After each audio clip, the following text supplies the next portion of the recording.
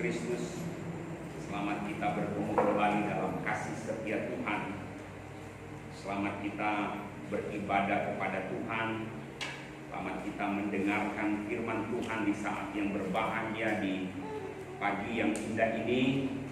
Sekalipun dengan situasi yang belum memungkinkan untuk kita dapat beribadah bersama-sama, apalagi hari ini selama 3 hari ke depan masyarakat tidak boleh keluar rumah. Jangankan untuk berbelanja ke pasar, karena hari ini sampai 3 hari ke depan baik kantor, pasar, minimarket semuanya ditutup. Saya lihat tadi dalam tayangan pemerintah Kabupaten Tanah Bumbu untuk melarang kita keluar rumah selama 3 hari. Untuk tujuannya adalah untuk memutus mata rantai peredaran wabah virus corona ini. Kita berdoa supaya bangsa kita dilawat oleh Tuhan, bangsa kita dipulihkan oleh Tuhan. Kita berdoa kalau bangsa ini ada salah di mata Tuhan, kita doakan biar Tuhan mengampuninya. Karena hanya dengan itu maka Tuhan bekerja dengan kuasa-Nya. Yang dibutuhkan sekarang untuk kita sebagai anak-anak Tuhan adalah mari kita berdoa, mari kita menyembah Tuhan, mari kita memuliakan Tuhan hari-hari ini, supaya Tuhan disenangkan dan Dia dapat mengangkat, Dia dapat membebaskan bangsa kita, khususnya daerah tempat tinggal kita, dari bahaya virus corona. Puji Tuhan. Selamat merayakan Paskah pada hari ini, dan mari kita akan membuka firman Tuhan dalam ibadah Paskah kita di tahun 2020, dalam ibadah Jumat Agung memperingati kematian Yesus Kristus. Firman Tuhan terambil dari kitab Yesaya pasal 53. Yesaya pasal 53 ayat 1 sampai dengan ayat 12. Sekali lagi, Yesaya pasal 53 ayat 1 sampai dengan ayat 12. Kita akan membaca berganti-ganti firman Tuhan ini.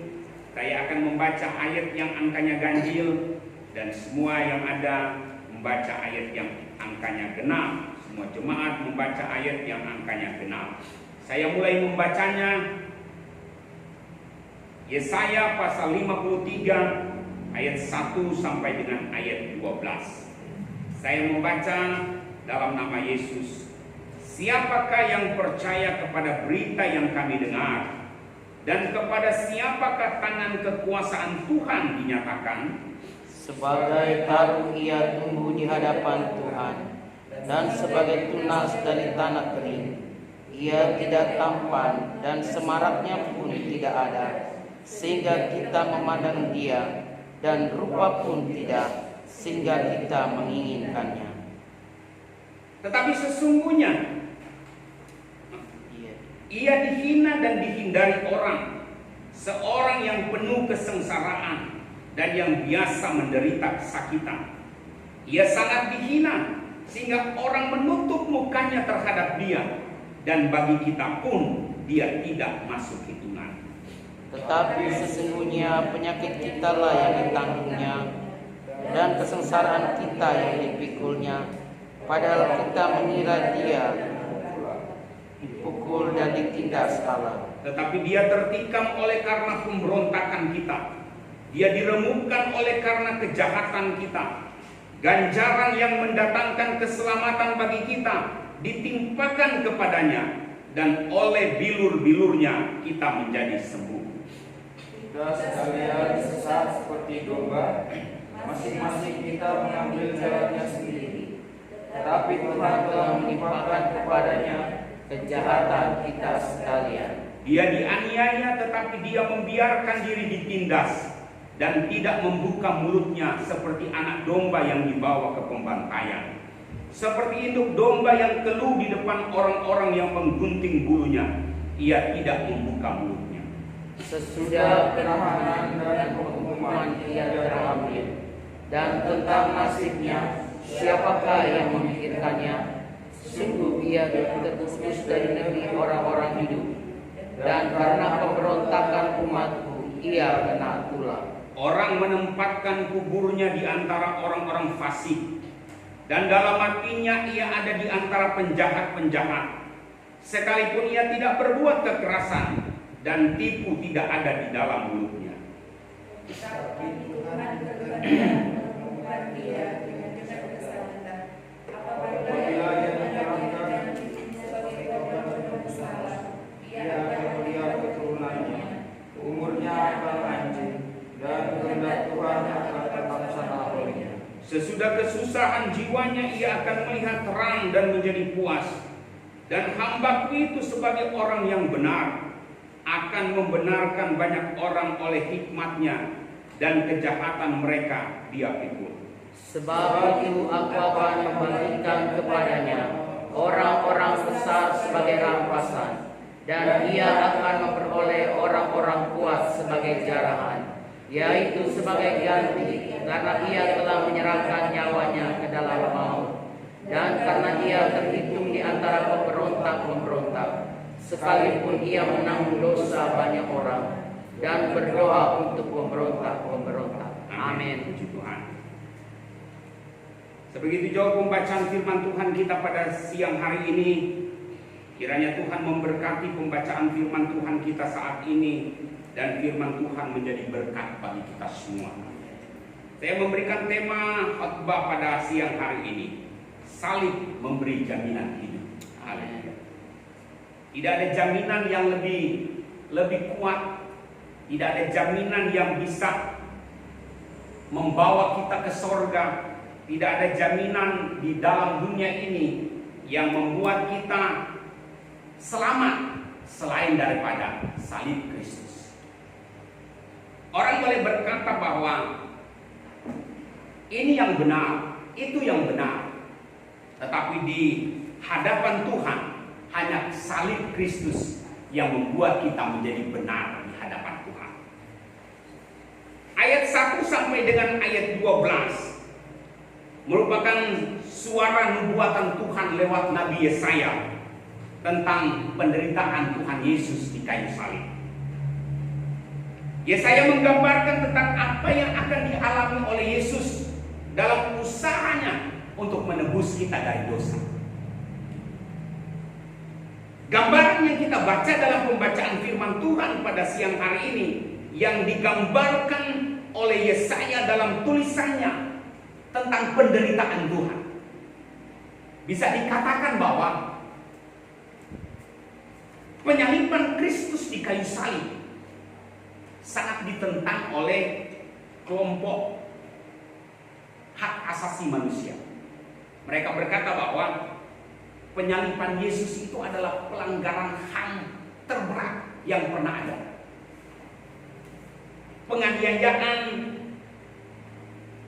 yang begitu sadis yang dialamatkan kepada Yesus. Yesaya memberikan jauh sebelum kematian Yesus di kayu salib, Yesaya menggambarkan kepedihan itu. Yesaya menggambarkan tentang penderitaan itu. Ayat 2 dan sampai dengan ayatnya yang ketiga, firman Tuhan berkata betapa penderitaan Yesus itu memang sangat. Alkitab menulis begini di ayat 2. Sebagai taruk ia tumbuh di hadapan Tuhan, dan sebagai tunas dari tanah kering. Ia tidak tampan, dan semaraknya pun tidak ada, sehingga kita memandang dia, dan rupa pun tidak, sehingga kita menginginkannya. Ia dihina dan dihindari orang, seorang yang penuh kesengsaraan, dan yang biasa menderita kesakitan. Ia sangat dihina, sehingga orang menutup mukanya terhadap dia, dan bagi kita pun dia tidak masuk hitungan. Haleluya. Ayat 2 dan ayatnya yang ketiga menuliskan tentang ada 6 hal tentang penderitaan penderitaan yang dialami oleh Yesus. Yang pertama, Alkitab berkata ia tidak tampan. Bukan berarti wajah Yesus itu masih kalah ganteng dengan kita, tidak. Tapi karena hancurnya muka, Yesus dipukul. Bayangkan cambuk yang dipakai oleh tentara Romawi itu. Ada yang matanya 3, lalu di ujungnya itu ada semacam paku atau besi yang tajam. Dan satu tali itu ada sekitar 5-6 besi. Jadi dikali 3 tali. Lalu ketika dipukulkan, dia nggak langsung ketika dipukul begini, lalu besi itu menancap di daging, ditarik begini. Jadi betapa dimanapun ujung cambuk itu kena, apakah di muka, apakah di badan, sehingga Alkitab mencatat bahwa ia tidak tampan dan semaraknya pun tidak ada, sehingga kita memandang dia. Muka yang sudah hancur oleh karena pukulan, muka yang sudah tidak bisa dikenali lagi. Dulu ketika peristiwa G30S, orang-orang yang dimasukkan ke dalam, para jenderal yang dimasukkan ke dalam sumur tua masih bisa dikenali, walaupun sudah beberapa hari. Ketika dikeluarkan masih bisa lihat, oh ini yang jenderal ini yang jenderal itu. Tapi wajah Yesus, Alkitab mencatat begini, ia tidak tampan. Bukan berarti dia tidak ganteng. Tuhan kita adalah seorang yang tampan, seorang yang ganteng. Tetapi karena pukulan, karena luka-luka di wajahnya,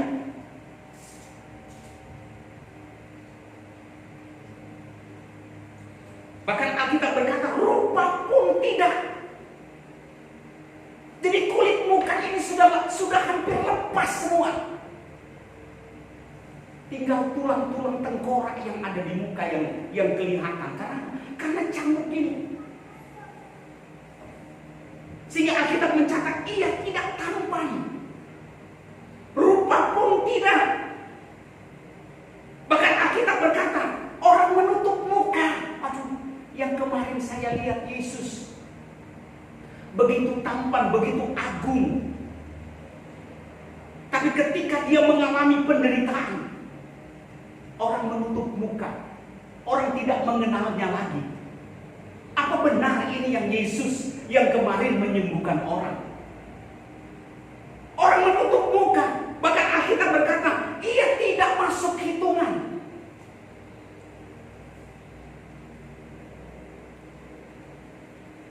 Orang Yahudi menganggap bahwa kehadiran Yesus adalah jawaban dari doa mereka untuk memperoleh seorang raja. Karena bagi mereka Raja Daud, Raja Salomo sudah tidak ada lagi. Mereka menginginkan sosok yang seperti 2 raja ini. Dan mereka menaruh harapan itu ketika Yesus datang.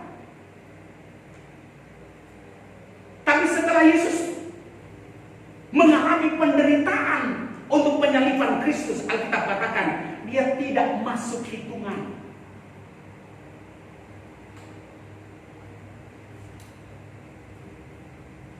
Kenapa hal ini terjadi?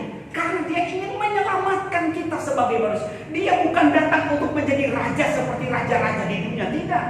Tapi dia mau datang untuk menjadi raja penyelamat bagi saya dan saudara, bagi umat manusia.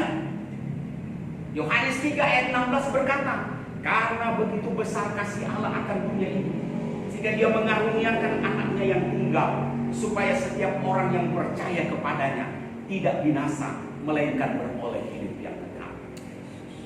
Inilah tujuan dari penyaliban Yesus. Dia datang sekalipun dia harus menanggung penderitaan berat. Bahkan di ayatnya yang ke-5 sampai dengan ayatnya yang ke-10 dalam pembacaan kita, Alkitab berkata dia tertikam, dia diremukkan, kejahatan manusia ditimpakan padanya, ia dianiaya dengan sadis.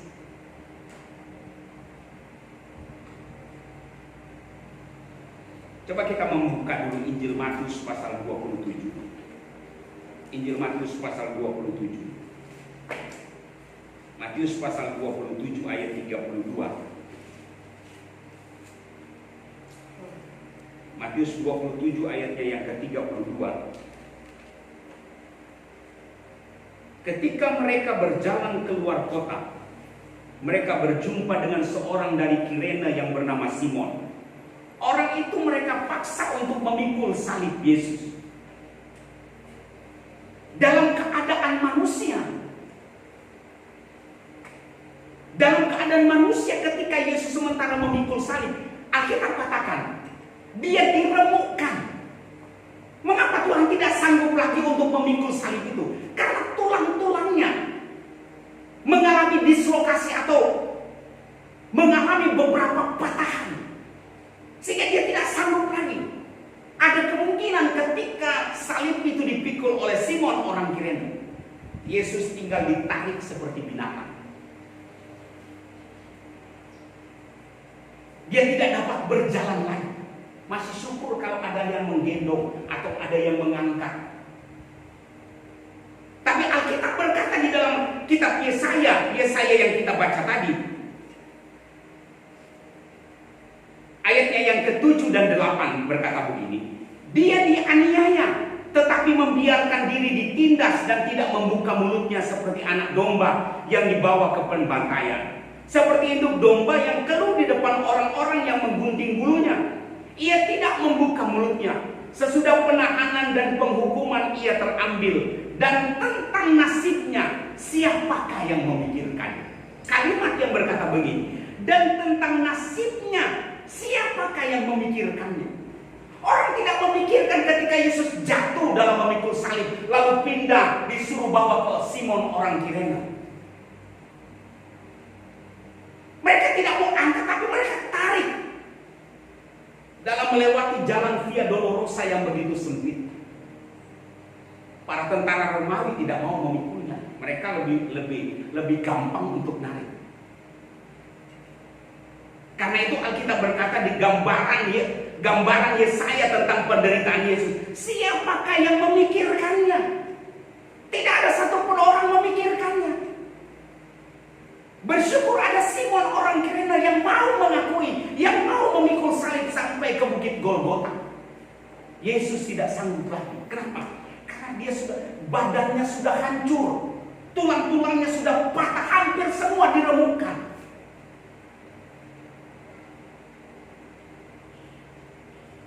Dia diremukkan kata kitab Yesaya.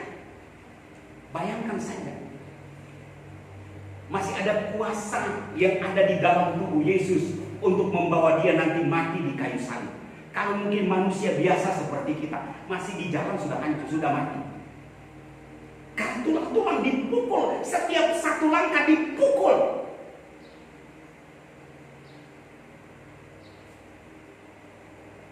Tapi dia masih mampu untuk mengangkat, masih bisa mampu berjalan. Tetapi memang sebagai manusia pada akhirnya dia menyerah. Dia tidak bisa lagi membawa, karena tidak ada kekuatan lagi secara manusia. Jadi harus digantikan oleh Simon, karena tulang-tulangnya sudah hancur. Bagi kita, Bapak Ibu Saudara-saudara yang kekasih di dalam Tuhan, Alkitab berkata, untuk apa dia mati di kayu salib? Ayatnya yang keempat berkata, tetapi sesungguhnya penyakit kita lah yang ditanggung. Yang pertama, penyakit kita ditanggungnya. Penyakit apa? Penyakit dosa. Dia menanggung penyakit yang disebabkan oleh dosa. Dia memikul sengsara yang sebenarnya harus ditanggung manusia. Tapi saya percaya siang hari ini dalam ibadah Paskah kita yakin bahwa dosa manusia bisa ditanggungnya. Apalagi dengan situasi yang seperti sekarang. Kecil bagi Tuhan untuk mengatasi. Amin. Kecil bagi Tuhan untuk memusnahkan virus ini. Ada satu pelajaran penting yang kita bisa tarik. dari peristiwa wabah virus ini, Tuhan mau supaya di tempat kita, di rumah-rumah jemaat, selalu ada mesbah doa setiap hari. Harus ada pujian yang naik kepada Tuhan. Karena hanya itu yang kita bisa dapat lakukan, membalas kasih Tuhan. Lewat ibadah Paskah siang hari ini, berkat Tuhan senantiasa menyertai kita, terutama berkat kesehatan. Serahkan kepada Tuhan, Dia yang akan menanggung segala beban dan persoalan kita. Dia yang akan menanggung setiap kesulitan, kesusahan kita hari-hari ini. Dosa Dia bisa memikulnya. Dia rela mati di kayu salib karena kita. Dia juga mampu untuk mengatasi keadaan kita hari-hari ini. Tuhan Yesus memberkati firman Tuhan, dan mari kita berdoa. Terima kasih Tuhan, Tuhan begitu baik bagi kami. Roh Kudus tolong kami, meteraikanlah firman Tuhan dalam hati kami. Biar firman-Mu menjadi berkat bagi kami semua. Semua kami yang hadir siang hari ini, baik bapak-bapak, ibu-ibu, pemuda-pemudi anak. Mari Tuhan memberkati kami semua dengan kebenaran firman-Mu termeterai di dalam hati kami. Kuasa-Mu melawat kehidupan kami. Terima kasih Tuhan. Terima kasih lewat Paskah di tahun 2020 ini Tuhan. Sekalipun di tengah situasi wabah virus corona Tuhan, tapi tidak membuat kami harus jauh dari Tuhan, tapi membuat kami untuk lebih dekat lagi kepada Tuhan. Kami mengucap syukur buat firman-Mu. Dalam berkat nama Yesus Tuhan. Haleluya, puji Tuhan. Amin.